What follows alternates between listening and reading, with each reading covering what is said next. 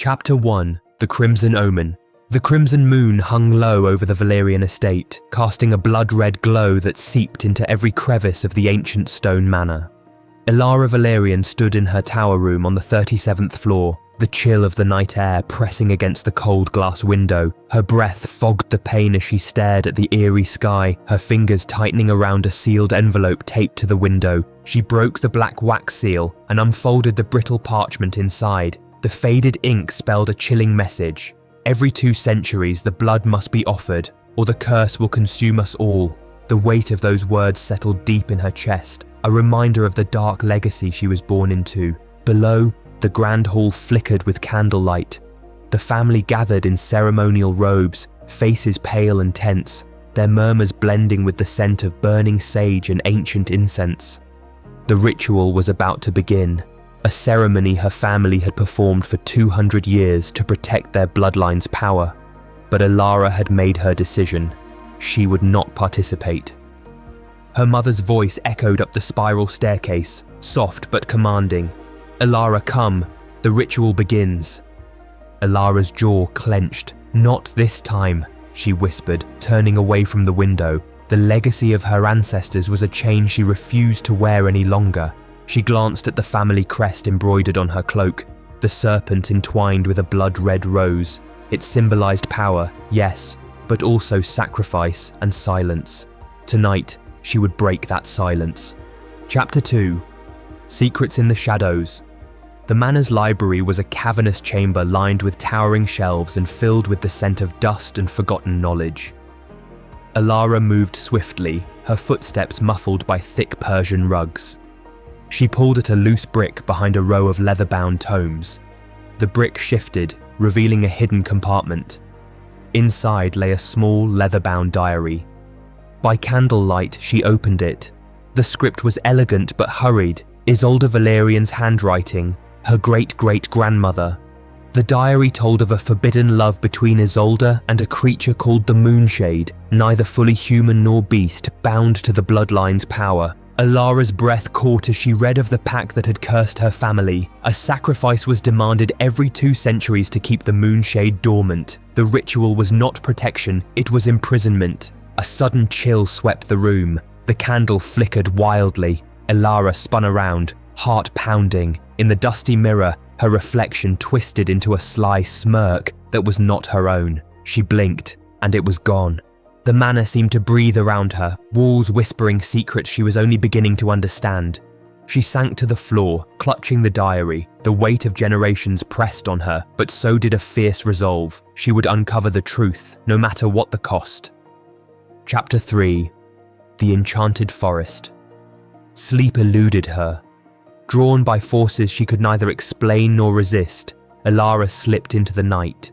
The estate's ancient forest loomed, its twisted trees clawing at the sky. Moonlight filtered through the canopy, painting the forest floor in shades of crimson and silver. A trail of crimson petals led her deeper into the woods, to a moss-covered stone altar half swallowed by gnarled roots. The air shimmered with magic, thick and electric. From the shadows, a figure cloaked in silver light emerged. The Moonshade. Its eyes glowed with ancient sorrow.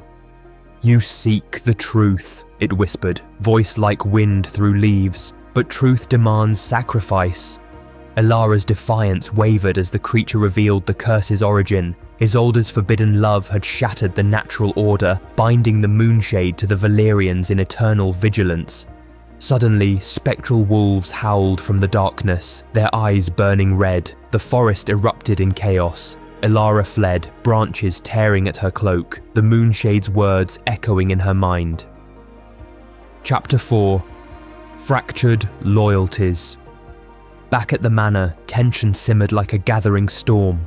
The great hall, once a place of solemn ceremony, now crackled with suspicion and fear. Elara watched from the shadows as her family prepared for the ritual. Her cousin Lucian's gaze locked onto hers, sharp and accusing.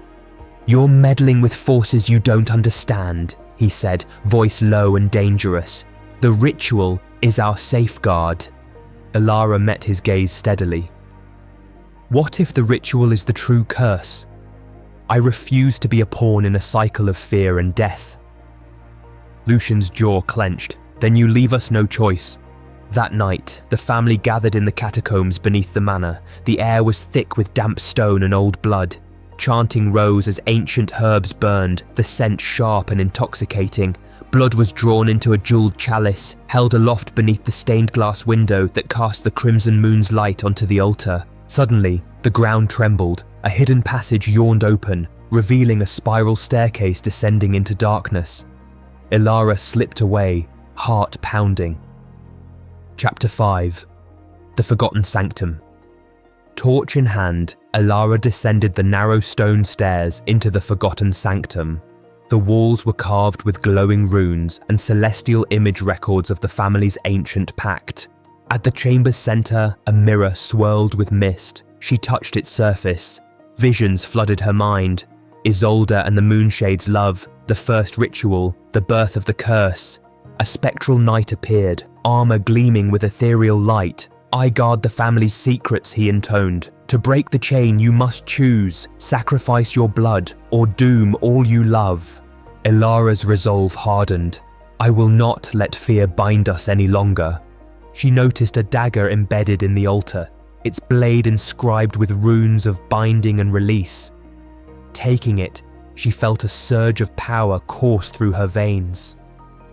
Chapter 6. The Choice. Elara returned to the ritual chamber, the family in chaos as the Moonshade materialized, its form shifting between beauty and terror. The crimson moon reached its zenith. Isolde's spirit appeared, her voice both gentle and urgent. "Break the chain, Elara, but beware, the price is steep." Elara stepped forward, heart open. She sliced her palm with the dagger, letting her blood mingle with the Moonshade's tears on the altar. The chamber trembled violently. The stained glass window shattered, moonlight flooding the room. With a thunderous crack, the curse broke. The Moonshade vanished, leaving behind a single silver feather in Elara's palm. Dawn of a new legacy. Dawn painted the manor in soft gold and rose. The family, shaken but alive, gathered in the garden as the last traces of the crimson moon faded. The spectral wolves were gone. The air felt lighter, the earth no longer thrumming with dread. Elara stood at the cliff's edge, the feather warm in her hand. She felt the bloodline's power within her, changed, no longer bound by fear, but by truth and choice. She smiled, knowing the Valerian legacy would be one of courage, not curses. As the sea sparkled below, Elara turned toward the future, the crimson moon now only a memory,